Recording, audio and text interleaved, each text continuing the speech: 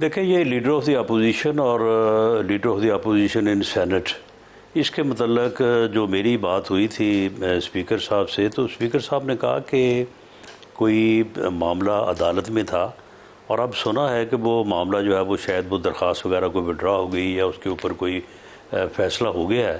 تو میرا خیال ہے کہ وہ فیصلے کی کاپی جو ہے وہ اپنا اسپیکر صاحب کو جیسے ہی ملتی ہے یا وہ حاصل کرتے ہیں تو اس کے بعد یہ اس ایشو کے اوپر وہ اپنا فیصلہ کر دیں گے، اس میں کوئی رکاوٹ نہیں ہے۔ اچھا، جو میرا سوال ہے رانا صاحب وہ یہ ہے کہ جو بھی سینیٹر صاحبہ نے بات کی کہ ان کے پاس آپشنز کافی ہیں اور ان آپشنز کے بارے میں آپ نے سنا بھی، تو میں جاننا چاہوں گا کہ کیا آپ کو یہ خطرہ نہیں ہے کہ 2026 میں اگر پاکستان تحریک انصاف نے اپنے خیبر پختونخوا کے وسائل استعمال کرتے ہوئے ان آپشنز کو امپلیمنٹ کرنا شروع کیا جن کا ذکر سینیٹر صاحبہ نے کیا ہے، تو ملک کے اندر خلفشار بڑھ سکتا ہے؟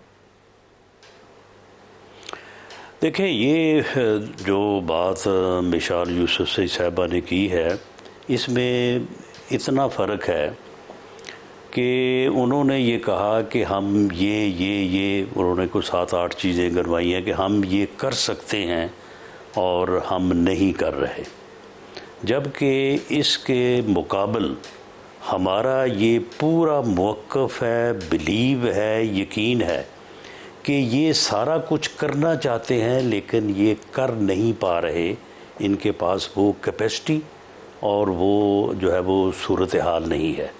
اور وہ صورتحال کیوں نہیں ہے؟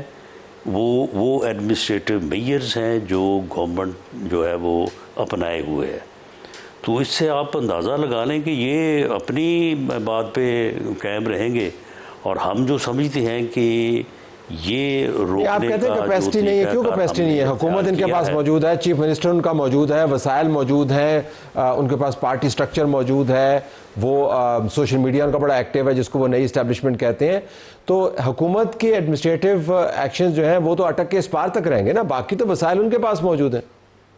نہیں ہماری بھی تو آخر کوئی اسیسمنٹ ہے نا، یہ ایسا نہیں کر سکیں گے۔ آپ جو ہے نا ایسا نہیں کر سکیں گے یا نہیں کرنے دیا جائے گا، دونوں میں فرق ہے نا۔ نہیں ان میں کرنے کی جو ہے وہ کیپیسٹی بھی نہیں ہے، اور پھر اگر جو تھوڑی بہت کیپیسٹی یہ بروئے کار لائیں گے تو اس کو جو ہے وہ بڑی سختی سے جو ہے وہ روکا جائے گا۔ اب مثال کے طور پہ سہیل افریدی صاحب یہ فرما رہے ہیں کہ جی ہم اسلام آباد آئیں گے اور اسلام آباد یا فتح کریں گے تو یا ہم کفن میں واپس آئیں گے۔ ان کو یہاں تک کوئی نہیں پہنچنے دے گا، بلکہ اس مرتبہ شاید یہ وہاں پشاور سے ہی چلنا ان کا جو ہے وہ مشکل ہو جائے۔ تو اس کے لیے یہ ساری چیزیں جو ہیں یہ ٹھیک اپنے طور پہ اسٹریٹ موومنٹ کے لیے یہ پوری کوشش کر رہے ہیں یہ، اور اس کو کس طرح سے روکنا ہے آپ یہ تو کوئی بتانے والی بات نہیں ہے کہ گورنمنٹ ایجنسیز باقی سارے لوگ جو ہے لا انفورسنگ ایجنسیز وہ کوئی غافل تو نہیں بیٹھی، وہ بھی تو اس بات کو ہر چیز کو کہ آج یہ کیا کر رہے ہیں، کل یہ کیا کر رہے ہیں، کہاں سے میسج آئے گا، کہاں سے تیاری ہوگی، پنجاب میں یہ گئے ہیں، پنجاب میں کیا موومنٹ ہوئی ہے، پنجاب میں کیا پوٹینشل جو ہے وہ سامنے آیا ہے۔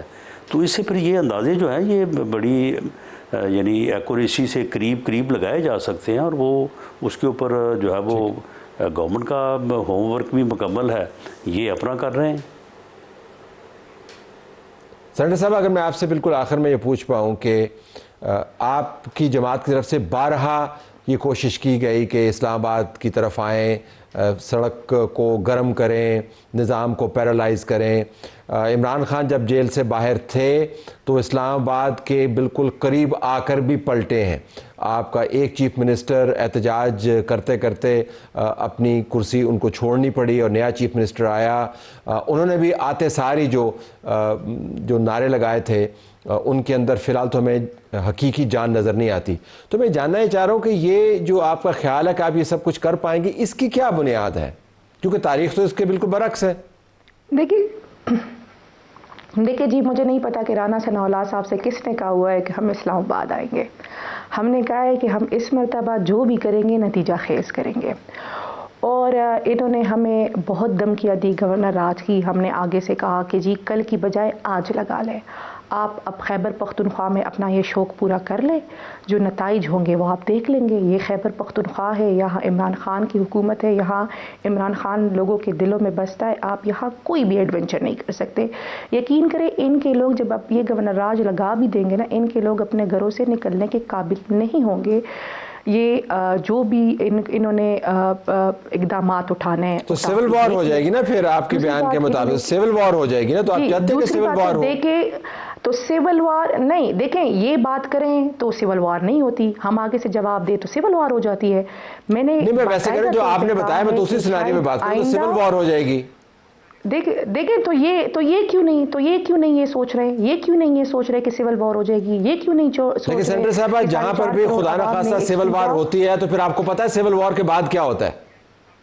کون آتا ہے سڑک کے اوپر، کون جو ہے وہ سڑک کو خالی کرواتا ہے، ٹی وی چینل پر آ کر کون بات کرتا ہے؟ مجھے کمپلیٹ کرنے دیں نا جی مجھے کمپلیٹ کرنے دیں۔ انہوں نے کہا کہ جی ہم پہلے اسلام آباد آئے تو کیا ہوا، ہم اسلام آباد آئے، آپ کو ہم پہ گولیاں چلانی پڑ گئی، یہ ہوا تھا۔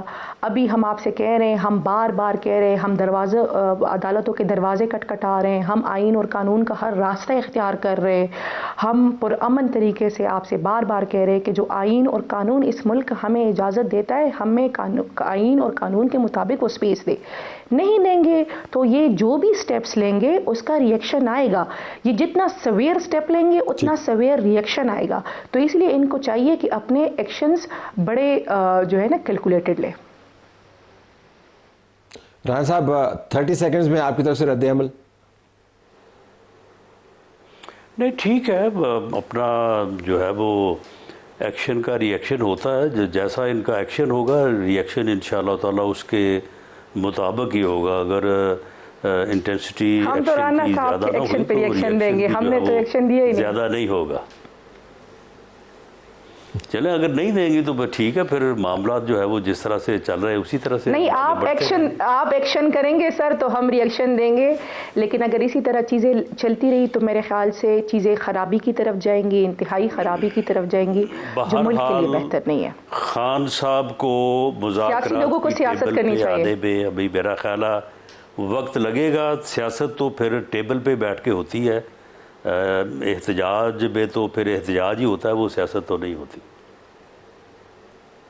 Okay, I have to leave it there۔ دونوں مہمانوں کا بہت شکریہ، ہمارا جاری ہے۔ آئیے اب بڑے معاملات کو ٹیک اپ کر لیتے ہیں۔ پاکستان کے لیے 2025 سب سے برا سال ثابت ہوا۔ 2014 سے لے کے اب تک سب سے زیادہ اس کے اندر شہادتیں ہوئیں، سب سے زیادہ دہشت گردوں کی ہلاکتیں ہوئیں، یعنی خون خرابہ بڑھا۔ پاکستان نے تھریٹ کو میئر بھی کیا، اس کو رسپونڈ بھی کیا، لیکن خون خرابہ بڑھا۔ سویلینز بھی اس کے اندر وکٹم بنے، کراس بارڈر ایک بہت بڑا نیا ڈائمنشن آیا، ڈرون حملے اس کے اندر انوالو ہو گئے، دہشت گردی کے بدلتے ہوئے رنگ ہیں جس کے اوپر ہم فوکس کرنا چاہتے ہیں۔